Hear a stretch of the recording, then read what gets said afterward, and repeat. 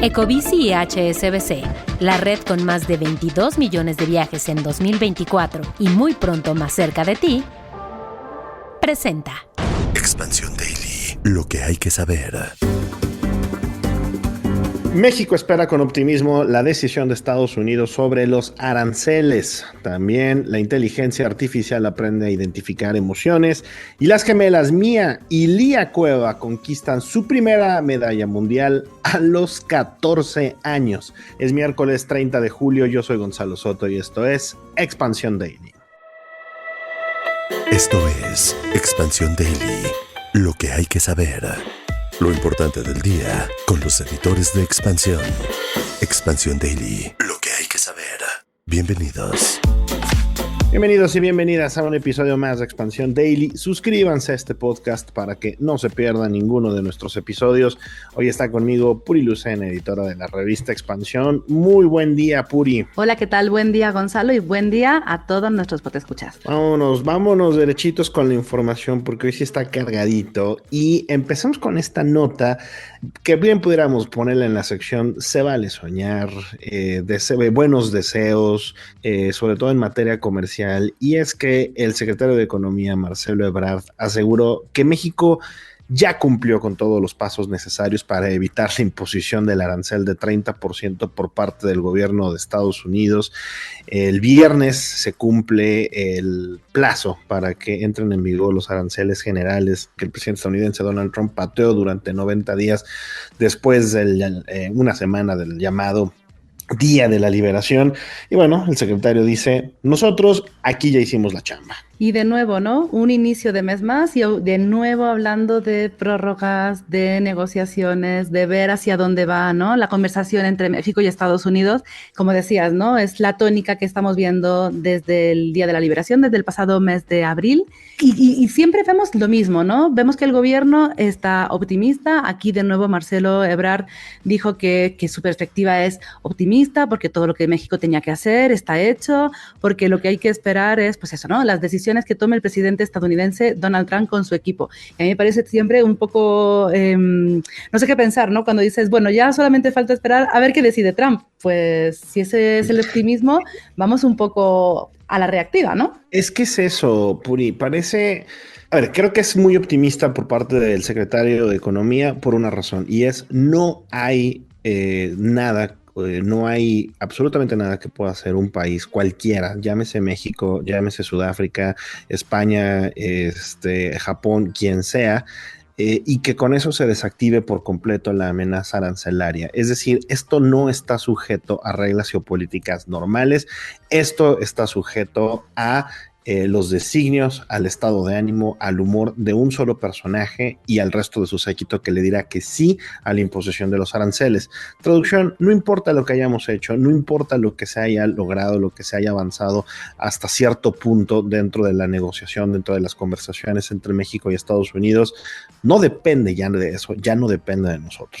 Sí, ni siquiera, o sea, en Europa se fue a jugar al golf y después de eso, incluso por eso le pusieron los aranceles, o sea, ya no sabes qué puedes esperar porque lo mismo te pone una nueva prórroga que te dice que nuestros amigos mexicanos van bien, habrá que esperar al viernes. Un mes más esperaremos a la fecha definida y a ver cómo va la brújula ahí. Una cosa que sí dijo Ebrard es que las conversaciones con sus contrapartes en Washington han sido intensas, han sido complejas, no obstante confía en que México saldrá bien librado y adelantó, más bien no adelantó si habrá esta reducción del arancel de 30%. Recordemos que hasta este momento los únicos que la han librado, entre comillas, con los acuerdos comerciales son Vietnam, a quien le puso 20%, Japón 15%, Reino Unido 10% y la Unión Europea otro 15% o 15% en uno de los acuerdos más criticados posiblemente en la historia de la Unión Europea.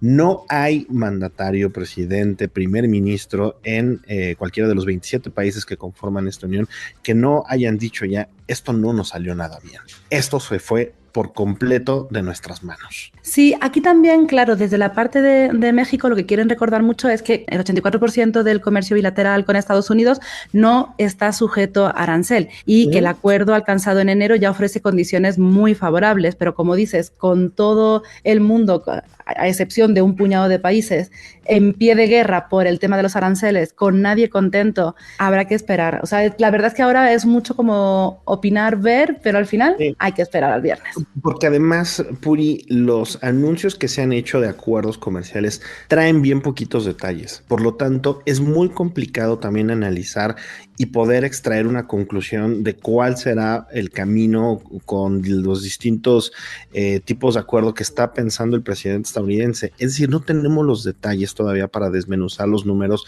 ni de la Unión Europea, ni de Japón, ni de Vietnam.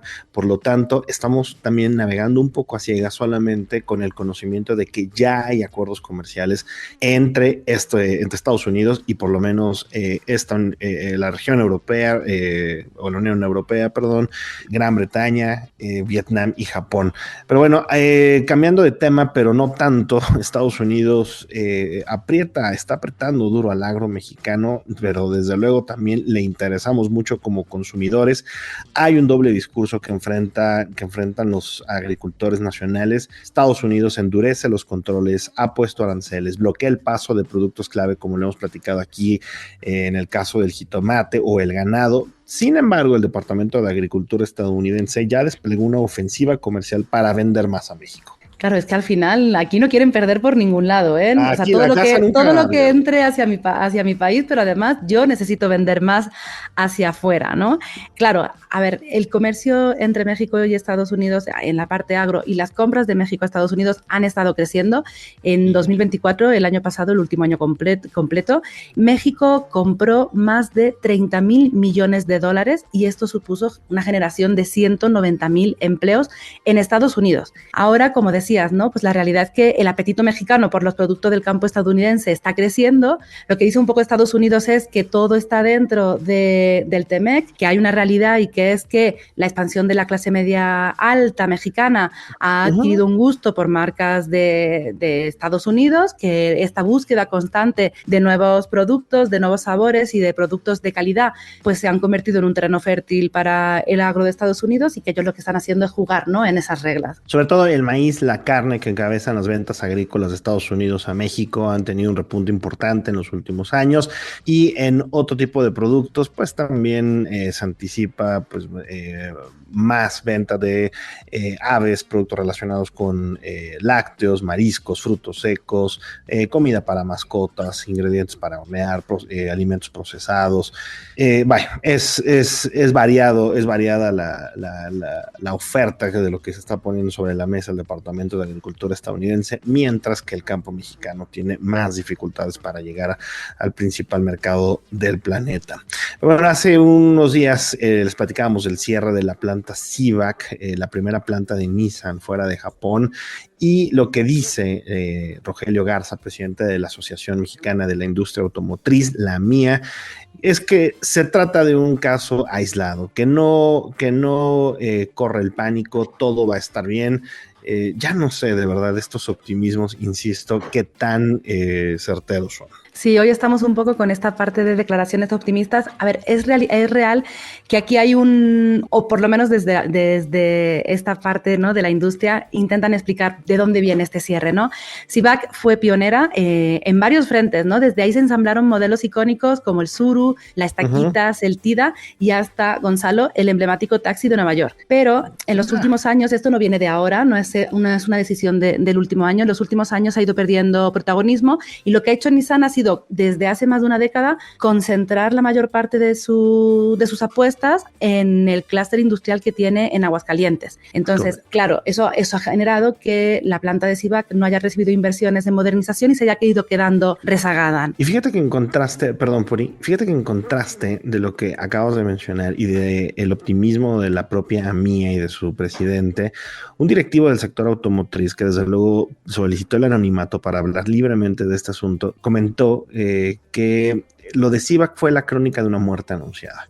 Ya desde 2021 Nissan había reubicado la producción del Sentra Aguascalientes, solamente había dejado en Morelos la NP300 como un bastión productivo ya de último aliento, y es por eso que, aranceles, no aranceles, la cosa es que CIVAC parecía ya destinada a desaparecer con todo y lo simbólico que es, de nuevo, como la primera planta que puso esta marca japonesa fuera de su país. Sí, de ahí que Rogelio Garza haga énfasis, ¿no?, en que este movimiento, este cierre, no responde a las tensiones arancelarias, como tú bien decías, sino a una estrategia de eficiencia de largo plazo.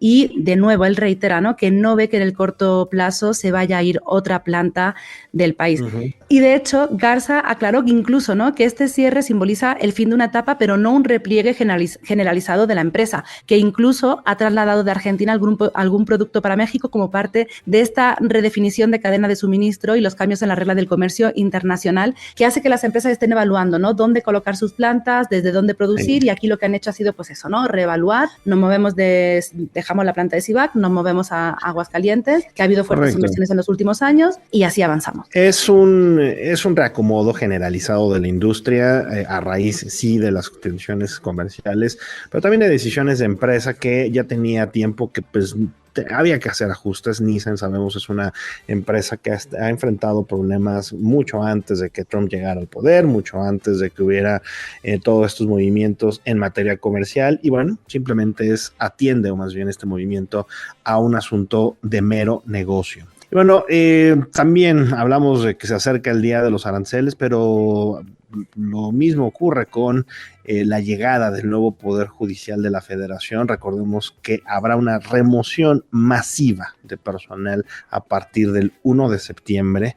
Y bueno, muchos de estos jueces nuevos que llegarán a las distintas magistraturas, a los distintos juzgados, llegarán a la banca con restricciones para ejercer. El legislativo además puso un candado en la Constitución para evitar que se incurran conflictos de interés, y ahora el artículo 101 de la Carta Magna establece que los ministros, magistrados de circuito y electorales, los jueces de distrito y los respectivos secretarios no podrán actuar como patronos, abogados o representantes en cualquier proceso ante los órganos del Poder Judicial de la Federación dentro de los 2 años siguientes a la fecha de retiro. Entonces, encima de que se complicó el Poder Judicial, también las carreras de quienes entren a este poder. Y además hay una restricción extra, porque los juzgadores que dejen el cargo no van a poder ejercer la abogacía en el mismo circuito judicial de su adscripción al momento de salir del Poder Judicial. Así que si quieren ejercer como abogados, si quieren trabajar como abogados, tendrán que mudarse. ¿Quién en su sano juicio, quiere entrar con estas restricciones al Poder Judicial? Bueno, ya vimos que hubo mucha gente que sí le quiso entrar, por lo menos como candidato. Muy poca gente votó por ellos, y ahora encima de esto, pues aquí lo estamos viendo. Alguien que pierda, por ejemplo, en la siguiente elección su posición o esté en juego su posición como juzgador, no va a poder ejercer en ese mismo sitio, va a tener que cambiar por completo. Estamos hablando de cambios de vida entera. Entonces, Puri, explícame qué tipo de decisiones van a tomar los juzgadores, si no las populares, si no las que les garanticen mantenerse en el cargo para no tener que pasar por esta odisea, por este periplo que será hacia adelante, perder la capacidad de ejercer en la zona en donde viven. Yo creo que todos estamos de acuerdo en que a la hora de ejercer ciertos cargos hay que poner unos candados de salida, ¿no?, para evitar precisamente malos manejos, para evitar conflicto de interés después, pero claro, hay que pensar que una persona que luego salga de un puesto de este tipo, y hablando también, ¿no?, incluso de puestos de gobierno, ¿no?, luego tiene que seguir viviendo. O sea, si queremos gente honrada en este tipo de puestos, necesitamos también darle una forma de vida después de esto, ¿no? Y lo cierto es que se restringe muchísimo. Nadie está peleado, Puri, creo yo, con el tema de evitar el conflicto de interés. Nadie está peleado con el tema de evitar el amiguismo, evitar el tráfico de influencias. Pero me parece que esta tampoco es la forma de hacerlo, como tampoco fue la mejor manera o la mejor reforma al Poder Judicial la que se aprobó y la que ya se votó hace algunos meses, y que, insisto, apenas vamos a comenzar a ver las consecuencias de todo esto. Hasta ahora, después de la elección, todo ha estado en relativa calma. A partir del 1 de septiembre es cuando poco a poco y de manera paulatina veremos todas las reacciones de lo que ocurra con el Poder Judicial. Y si nuestros potescuchas se preguntan, entonces, ¿qué es lo que van a poder hacer estas personas que dejan su cargo? Bueno, pues lo que tienen abierto es el campo de la resolución alternativa de conflictos. ¿Y qué es esto? Es la atención de disputas a través de la mediación sin recurrir a los procesos judiciales, mecanismo que es común en los ramos civiles y mercantiles. Esto será clave y lo hemos comentado de un poquito de pasadita en este podcast. Me gusta que ahondes ahorita un poquito más en ello, Puri, porque hacia allá va la justicia mexicana. Será una justicia basada en mediación, en arbitrajes. Como no queremos, no podemos y nadie desea llegar a un tribunal, quizá por la lentitud, la poca experiencia, la falta de conocimiento de los juzgadores, será una justicia en la cual pues tú y yo tenemos un conflicto, vamos con un árbitro y esperemos un que mediador, no. Esperemos que no, ¿verdad? Creo que tú y yo lo podemos resolver con una cerveza en mano, ¿verdad? De por medio será mucho más sencillo, pero cualquiera, pero en caso de que se llegara cualquier persona a enfrentar a una situación de esta naturaleza, serán los mediadores los que tendrán una figura mucho más relevante y de peso en la justicia mexicana. Pero bueno, vamos a cambiar de tema porque la inteligencia artificial, esto nos cuenta nuestra editora de tecnología, Erenira Reyes, aprende ya a identificar emociones. Y bueno, la necesidad de estas herramientas crece al usar los chatbots de atención que muchas veces deben identificar el tipo de usuario con el que están conviviendo. Entonces, detecta si está enojado, detecta si está apurado, detecta si está contento. Esto me choca un poco. Sí, porque bueno, a mí me causó mucha... A ver, lo primero un poco de risa, hay que reconocerlo porque digo, mira, ya la inteligencia artificial ahora sí que va a ser más inteligente que muchos humanos porque muchos humanos son incapaces de identificar esto, pero al final, ¿qué es lo que se busca? ¿No? Pues esta parte de identificar el enojo, la tristeza, la frustración, que la inteligencia artificial lo pueda detectar porque claro, eso va a hacer que al final también te pueda dar una respuesta mejor al usuario, ¿no? Por ejemplo, si detecta que has perdido un vuelo y que estás enojado, pues el acercamiento que va a tener el chatbot o la inteligencia artificial va a ser de una forma tal vez menos automática, menos rígida que si ves que la persona está en otro tipo de estado, ¿no? De estado emocional. ¿Sabes qué me choca a mí de esta situación? Y es el reemplazo todavía de la atención al cliente por más máquinas. La verdad, yo sí soy un poco a la antigua y yo sí soy de los que, por ejemplo, cuando marca al banco, ya me sé el número de unos y ceros que debo de poner en mi celular o de unos y dos para llegar a hablar con esa personita, ese ser humano con el cual o con la cual puedo resolver el asunto y explicarle de viva voz, oye, ¿sabes qué? Se me olvidó mi PIN y se comió mi tarjeta el cajero, ¿qué hago? ¿Verdad? Caso ficticio, guiño, guiño. Ahora con estos instrumentos, pues me parece que la transformación hacia la atención más bien basada en la IA se acelerará mucho, mucho más. Sí, a ver, el tema es que creo que hacia ahí vamos, o sea, eso es una realidad que no vamos a poder. Yo también lo odio, la verdad es que yo hay veces que digo, a ver si en el menú pone esta opción de buscar la atención de un operador, operadora, pero sí. Al final tenemos que admitir o tenemos que pues aceptar, ¿no? Que hacia allá va la atención de este tipo de servicios. Y entonces lo que están intentando justamente, ¿no? Es que cada vez se sienta menos como un menú en el que tú dices, bueno, y a ver, estas son las 8 opciones que tienes para que yo te pueda ayudar y que los chatbots puedan avanzar un poquito más hacia parecerse a la mejor atención, ¿no? A esta atención que teníamos hace unos años cuando personas sin un guión o no tan automatizadas atendían problemas, ¿no? Totalmente de acuerdo. Pero bueno, queremos saber para qué usan la inteligencia artificial. Ustedes escuchas más allá de googlear, más allá de preguntarle cosas a ChatGPT, tienen ya conversaciones más elaboradas, ya automatizaron algo de su trabajo, de su día a día. Recuerden que aquí a nadie se le juzga, más bien queremos conocerlos y los leemos como leímos ayer a Darren, Darren, quien nos escribió en X, sumándose a las recomendaciones de nuestro pequeño club de libros y películas que hemos hecho aquí, libros que se han vuelto series o películas, y nos mencionó a Ana Karenina de Tolstoy, que no solamente ha sido serie, también película, telenovela incluso, y bueno, ayer otros podescuchas mandaron recomendaciones y esto nos encanta. También nos escribió Mauricio Torres, a quien le mandamos un saludazo, diciendo que tanto el libro de Gillian Flynn como la miniserie de HBO Sharp Objects, protagonizada por Amy Adams, son muy buenas. Aquí entonces un par de muy buenas recomendaciones. Puri, la tuya, libro, serie. Yo, mira, me quedé pensando justamente en esta de Gillian Flynn, Perdida, también muy, muy buena. Okay. Y bueno, yo soy una clásica, Orgullo y Prejuicio, siempre en mi corazón, serie de la BBC del 95, película de 2005. A ver, hay una nueva adaptación en marcha, a ver qué nos depara el futuro. Voy un poco asustada, pero sí que tengo varias anotaciones de las recomendaciones para mi club de lectura. Yo, después de lo que puso Darren del mensaje que nos mandó en nuestras redes sociales, la verdad es que también me quedé pensando, bueno, ¿qué otra opción hay así similar? Guerra y Paz de Tolstoy, platicábamos después de haber grabado el episodio de ayer, y la verdad es que, Guerra y Paz es de estos libros que, cuando les decía la productora, cuando la casa se empieza a inclinar de un lado, lo colocas del otro y se nivela. Es un tabicote, es una obra maestra también de Tolstoy, pero hace unos años se hizo esta adaptación también por parte de la BBC que quedó maravillosa. Así es que ahí tienen otra recomendación más para estos días. Ya saben que los leemos en @expansión MX. Y bueno, vámonos con la última nota del día, una que desde el deporte nos trajo muchísimas alegrías. Aunque a veces parezca, no todo está perdido.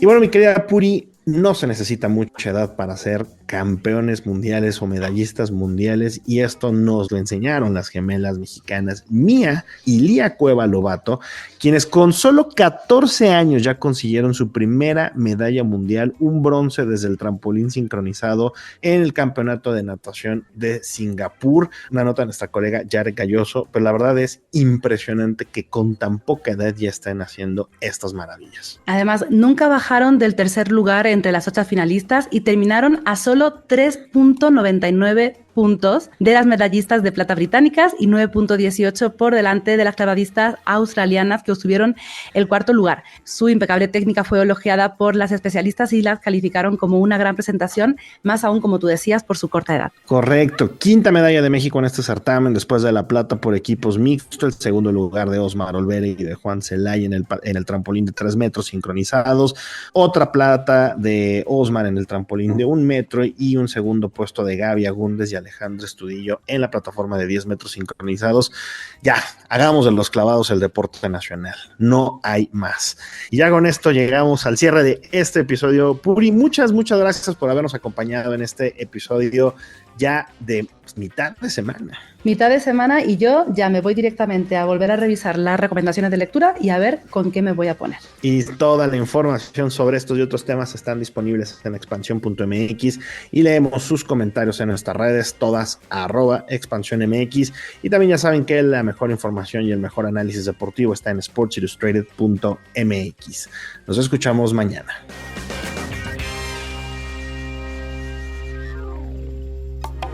Expansión Daily. Escucha un nuevo episodio lunes a viernes a partir de las 6 de la mañana.